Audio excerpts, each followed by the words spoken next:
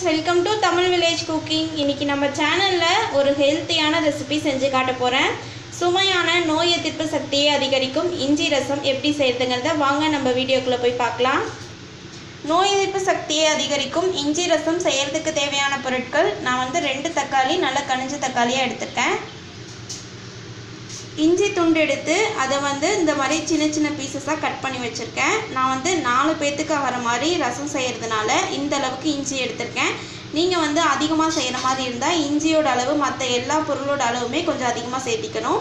அதுக்கப்புறம் வெள்ளைப்பூண்டு பல், அதாவது ஒரு 7 வெள்ளைப்பூண்டு பல் எடுத்திருக்கேன். ஒரு வரமிளகாய், கொஞ்சம் கருவேப்பிலை, கொஞ்சம் கொத்தமல்லி.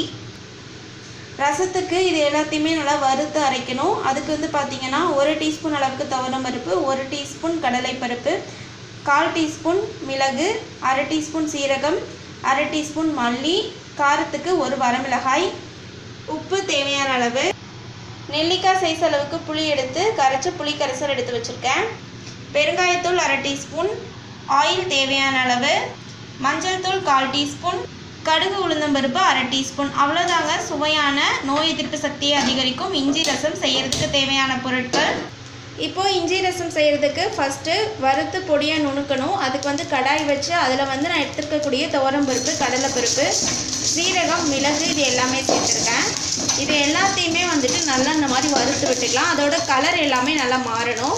இப்போ இதில் இந்த 1 வரமிளகாயை வறுத்துக்கலாம். உங்களுக்கு காரம் அதிகமாக வேணும்னா நீங்கள் மிளகாய் அதிகமாக கூட சேர்த்துக்கலாம். அடுத்தது ஆயில் சேர்க்காமல் அதே கடாயிலேயே இஞ்சி பூண்டு 2ஐயும் சேர்த்து இந்த மாதிரி வறுத்துக்கலாம். பாருங்கள், இஞ்சி பூண்டு 2ஐயுமே இந்த மாதிரி லைட்டாக ஹீட் பண்ணி எடுத்து வச்சாச்சு. இப்போ ஃபஸ்ட்டு மிக்ஸி ஜாரில் நான் வறுத்து வச்சுருந்தேன்ல கடலைப்பருப்பு, துவரம்பருப்பு, சீரகம், மிளகு, வரமிளகாய் இது எல்லாத்தையும் வறுத்து வச்சுருந்தேன். அதையே இப்போ தண்ணி சேர்க்காமல் ஒரு பிடி பிடிச்சி எடுத்துக்க போகிறேன். பாருங்கள், இந்த மாதிரி ரஃபாக ஒரு பிடி பிடிச்சிட்டு இதில் லைட்டாக ஹீட் பண்ணி வச்சுருந்தேன் பூண்டு இஞ்சியும் சேர்த்து பறிச்சுக்கிறேன். அது கூட கொஞ்சமாக பெருங்காயத்தூள் சேர்த்துக்கலாம். பாருங்கள், இந்த மாதிரி அரைச்சி நான் பிளேட்டில் மாற்றிட்டேன். இதில் வந்து எந்த தண்ணியுமே சேர்த்து நான் அரைக்கலை. இப்போ ரசத்துக்கு வந்து கரைச்சி விட்டுறலாம். இப்போ ஃபஸ்ட்டு வந்து தக்காளி சேர்த்துருக்கேன். அது கூட புளி கரைசல் சேர்த்துக்கிறேன். தேவையான அளவு உப்பு, மஞ்சள்தூள். இப்போ இதை வந்து நல்லா இந்த மாதிரி கரைச்சி விட்டுறலாம். தக்காளி எல்லாத்தையுமே நல்லா கரைச்சி விட்டால் தான் ரசம் வந்து நல்லாயிருக்கும். இப்போ வந்து ரசத்துக்கு தேவையான அளவு தண்ணி சேர்த்துக்கிறேன். நான் வந்து அந்த பொடி அரைச்ச ஜார்லேயே லைட்டாக அப்படியே தண்ணி வந்து கலந்து அலசி விட்டு இதில் சேர்த்துக்கிறேன். ரசம் வந்து பார்த்திங்கன்னா 4 பேத்துக்கு ஆகிற மாதிரி நான் தண்ணி சேர்த்துக்கிறேன். இப்போ வந்து இஞ்சி ரசம் செய்கிறதுக்கு கடாய் அடுப்பில் வச்சு 2 ஸ்பூன் அளவுக்கு ஆயில் சேர்த்துக்கிறேன்.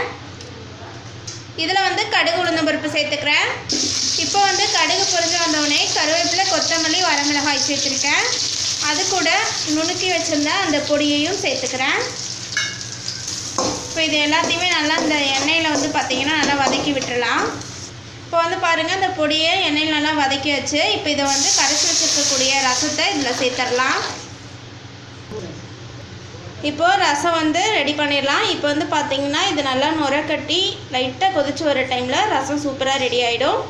இப்போ இதில் வந்து பார்த்திங்கன்னா நோய் எதிர்ப்பு சக்தியை அதிகரிக்கக்கூடிய இஞ்சி சேர்த்துருக்கோம், அதே மாதிரி வெள்ளைப்பூண்டு சேர்த்துருக்கோம், மிளகு சேர்த்துருக்கோம், தக்காளி, இந்த மாதிரி நிறைய பொருட்கள் வந்து சேர்த்துருக்கனால நாங்கள் யாருக்கெல்லாம் வந்து இம்யூனிட்டி பவர் வந்து ரொம்ப கம்மியாக இருக்கோ அவங்க எல்லாருமே இந்த ரசத்தை அடிக்கடி வச்சு சாப்பிட்லாம். உடம்புக்கு ரொம்ப நல்லது. நம்ம குழந்தைங்கலேருந்து பெரியவங்க வரைக்கும் எல்லாருக்குமே கொடுக்கலாம். இப்போ இது வந்து நல்லா நுரக்கட்டி ஒரு கொதி வரட்டும். பாருங்கள், ரசம் வந்து நல்லா சுற்றி நுரக்கட்டி கொதிச்சுட்டு வந்துடுச்சு. இப்போ லாஸ்ட்டில் வந்து கொஞ்சமாக கொத்தமல்லியில் தூவிட்டு ஸ்டவ் ஆஃப் பண்ணிடலாம்.